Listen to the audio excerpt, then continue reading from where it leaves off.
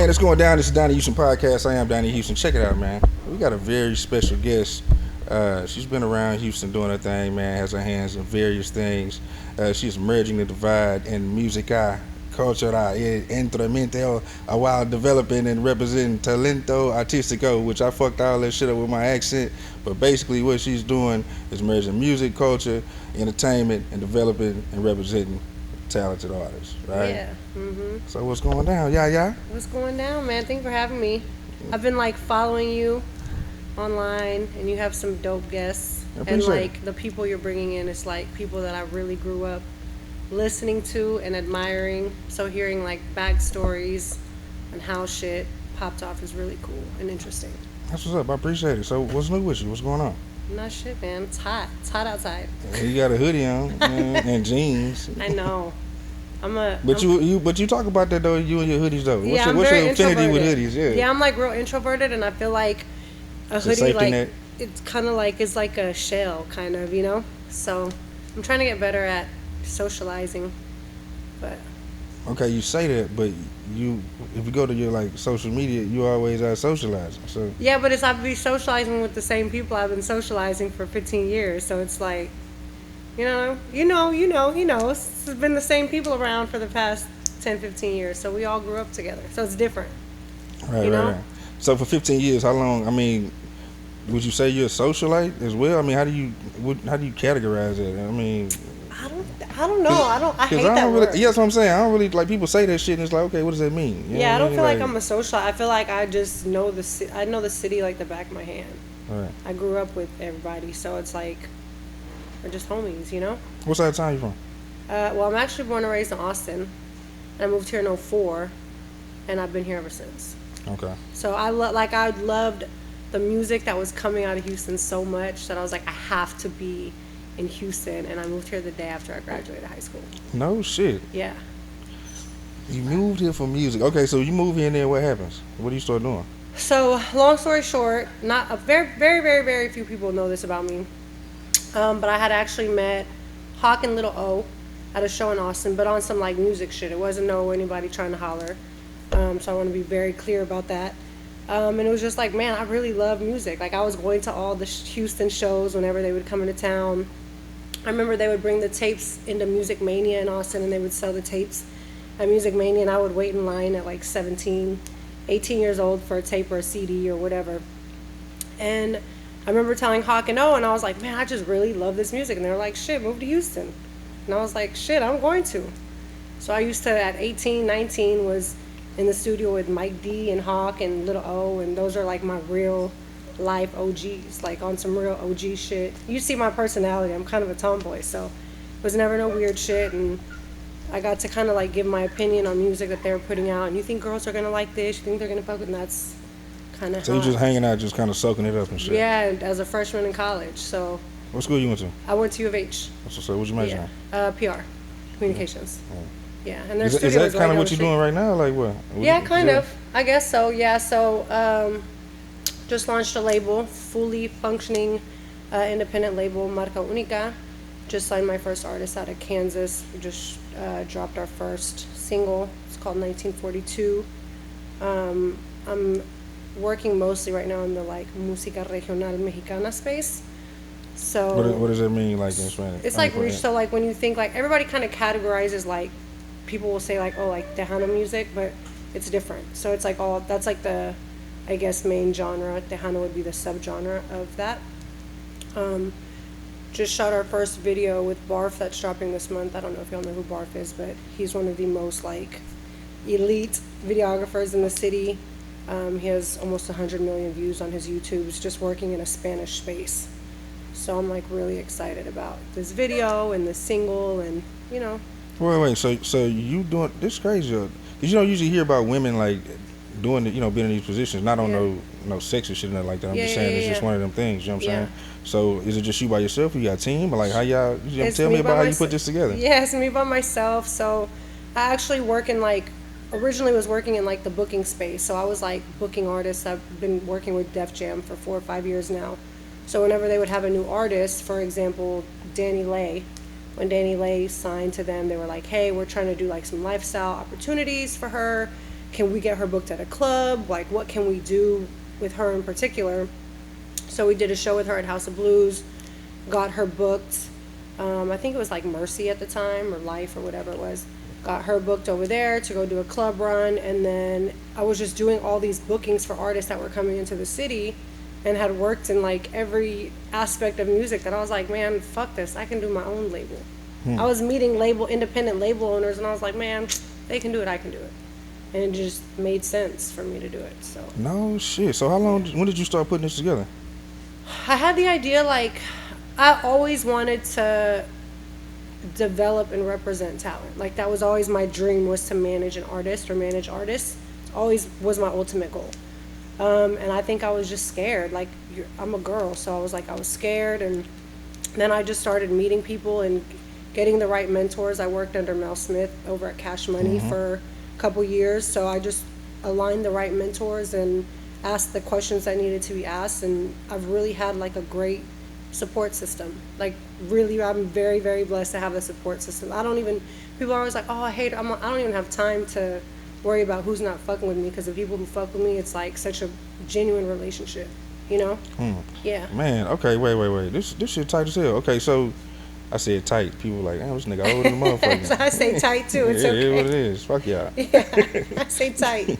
But okay, so are you how hands on are you with this? With the label? Yeah, oh, like, I'm super hands on. Like, I'm really doing a lot, like, by myself. But I feel like that's the way. I just hired a publicist for my artists and for the label, and she's kind of like my sounding board. And it's funny how we met. We were like in some random room on Clubhouse back when Clubhouse was popping a couple months ago. And somehow we connected on Instagram, and she was like, hey, you're about to do South by Southwest. There's a story in this. So like, I just want to show you what I can do. So I was like, okay, cool. Next thing I know, this lady has me on like Univision and Telemundo. And I'm like, what the hell? So I was like, man, I need this lady on my team. So I just hired her. And I'm just building a team. Like, you know, I really want to do things the right way. You know, I don't want no janky nothing going on. My contracts everything is done officially. My paperwork is filed. Got an entertainment lawyer. So we're doing things the right way over here. We're not doing nothing janky. So that's what's up. Yeah. Yeah. That's cool. Okay, so are you trying to like build like multiple artists, or you just kind of like, yeah, let me work this one I'm doing right now? Right now he's my priority in getting him up and moving. I know once we drop this video, so it's funny because strip club culture is so taboo, right? But I feel like now in like rap music, it's just, you expect it. Strip club culture and sexuality in like this genre, like regional Mexican music, is extremely taboo. I've never seen a video shot in the strip club, so I actually I'm like, you know what? I'm gonna put my real life stories and experiences in this music and in this video. And the artist that I signed, we just work well together, and he gets it, and he's like, shit, I want to do the same thing, you know? So we shot the video at Paradise City over on the south side. Very thankful to them for letting me shoot there, and I'm like really excited about it, because I think it's going to shake up the genre. They're going to be like, what the fuck is this girl doing? But it's real life. It's my real life, you know? So Okay, so when are you putting this out? Because I want to see this. This month. It's coming out very, very soon. I'm getting the edit tonight. And I'm excited about it. I think it's going to be pretty cool. Got a kid with a cowboy hat and a guitar just singing in the strip club, so it's pretty cool. That's what's up. So, Yeah. so do you have like distribution, or like how you putting everything out? Yeah, so I'm doing distribution myself. So I'm doing everything. Of course, you can go sign up for like DistroKid or TuneCore or whatever. So I'm just doing everything by myself, and have some really cool people in my corner that are just showing me the ropes when it comes to publishing and that type of thing. That's what's up. Yeah. So let's go back to Hawk. 'Cause Okay. I was just asking you like about your degree, and we got here, we kind of jumped up, but Yeah. let's talk about some Hawk, man. Tell me some Hawk stories, man, about some times when y'all were kicking it back in. He's just like, I remember at the time when I had first went to U of H, and let me say this very quickly, with all due respect to his wife and his family, it was always about music. So I want to be very clear. I have a friendship with his son, Taj, who I just met recently through Exotic Pop. So I know it's always weird when girls and guys, and it's weird, right? But just to clear that up, but I remember there was one time, it was like we were in the studio late, like I think it was like 1 or 2 in the morning, and everybody was hungry, and he was like, you know what, I'm going to show you where everything is. And I was like, okay. And so my first third ward experience of like Timmy Chan's and Frenchie's was with Hawk, and he had a friend named Marvin at the time. Marvin drove us to Frenchie's and Timmy Chan's, and that was my first third ward experience, was riding around with Hawk and then going back to the studio. So imagine this is like a freshman in college, you know? It was a cool experience. So that's why I feel like nobody can run game on me, because the real OGs were in my corner, you know? That's what's up. Yeah. Tell me some more. This is good. Give me some more. Man, it was so long ago. That was probably like my favorite. That's the one that stands out the most. That's the one that stands out to me. And then I remember, we went to, there was a Whataburger over off like OST or something. And we had went with Mike D. And I swear the whole studio order, you know, everybody's high in the studio and ordering a million things. And I just remember him ordering for like 5 minutes straight. And I was like, man, this lady's going to fuck up the order. And every order came out. That's one of my memories that like sticks out, you know? But that's like, I think back and I'm just like, man, like I really have lived like a full life. And I'm very grateful for all these experiences. And I've just thrown them into what I'm doing now and trying to make shit shake, you know? That's what's up. Yeah. Before we get out of here, because you said the music is what brought you to Houston. Yeah. Right? We do top five. So we're going to do 2 different top fives. Okay. Give me a top 5 Houston artists. Okay. And the second top 5, we're going to do, if you had to say, like, these are the greatest Houston songs all the time. Okay. For me, and you got to rank them, too. Okay. No, can I be biased about it? Yeah, Am I fair to be biased? Sure, yeah. Number one for sure is always going to be Hawk. He's one of the greatest people I ever met. Pat for sure. You know who I used to love? I used to love Rec Shop. I used to love Rec Shop Family a lot. What was that song? Power Up. Was Power Up, and then the Talented. I used to love Talented was my song. I still listen to Talented and go crazy. Scarface and Slim. And Bun, of course. Damn, Pam, it's too many. That's what I'm saying. You only got 5 slides. It's too many. Okay, so yeah. let's do this again. So we're gonna go Hawk, Pat, Pimp C, Scarface, Slim.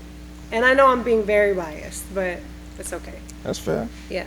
I mean, it's gonna be hard to make a bad list. So. Yeah. Yeah. But man, when Flip was doing his thing, Flip was doing his thing. Oh yeah, you couldn't fuck with him. Yeah. Yeah, you couldn't fuck with Flip. Yeah. I was listening to some old Flip the other day, and I was like, man, I still remember these lyrics word for word. It's crazy. Yeah. Yeah. Okay, songs. Man, this is hard. Can I be biased? Yeah, I can be biased, for sure. right? Yeah. I really, like I said, Rec Shop, like I can listen to Rec Shop over and over. So like Talented, I think. I'm gonna go Face. Boy Meets Girl is one. I'm doing my favorite songs. What not you know like about top, that? not like top Houston songs. No, but like that's my fine. favorite songs. I'm just tripping. What you know about that Boy Meets Girl? Boy Meets Girl is my favorite album. Scarface song. That's my favorite Scarface song. And then Devin. Damn, what song was that Devin had that I really liked? It was off the Extreme album, To the Extreme. Mm-hmm. I like that song. The song too, To the Extreme, yeah, To the Extreme. Big Pokey, I was just listening to it, trying to find me a menage a trois. See, don't get me started on the old songs. I can't give you like a top 5 because I just got to think of like what I remember listening to growing up. Fat Pat, Tops Drop, you know? Mm-hmm. Just certain. But my favorite Hawk song was "You Was Broke, You Was in My Face, Crying for Help." Check Yourself is my favorite Hawk song ever. Yeah. That's what's up. Yeah. What do you like right now? Like out of Houston?